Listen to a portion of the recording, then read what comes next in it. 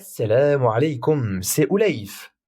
Lorsque tu découvres une nouvelle lettre, il y a deux choses importantes à observer. Sa forme et ses points.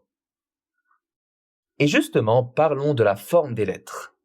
En arabe, une même lettre peut s'écrire de 4 manières différentes. Si elle est seule, au début d'un mot, au milieu d'un mot ou à la fin d'un mot. Pour mieux comprendre, prenons l'exemple de la deuxième lettre de l'alphabet arabe, la lettre B. Voyons comment elle s'écrit selon sa position dans le mot. Lorsqu'elle est au début d'un mot, elle s'écrit ainsi, comme dans le mot baytoun, qui veut dire une maison. Au milieu d'un mot, elle s'écrit ainsi, comme dans le mot kabirun, qui veut dire grand.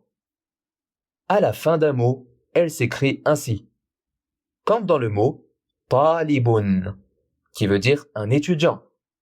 Et de manière isolée, elle s'écrit ainsi, comme dans le mot kitabun, qui veut dire un livre.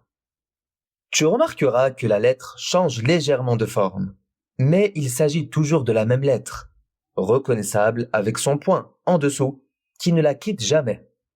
Que ce soit au début, au milieu et à la fin d'un mot, elle s'attache à la lettre qui précède et qui la suit.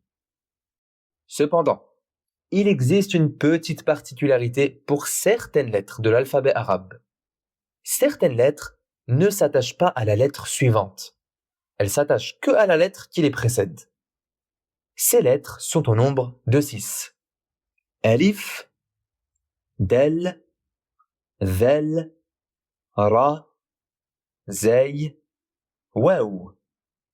Nous voyons cela plus en détail dans Alphabet Game, où chaque lettre de l'alphabet arabe est expliquée à travers de courtes vidéos animées, des supports interactifs et de nombreux jeux variés pour t'aider à reconnaître les lettres, comprendre leur fonctionnement et tester tes connaissances tout en t'amusant.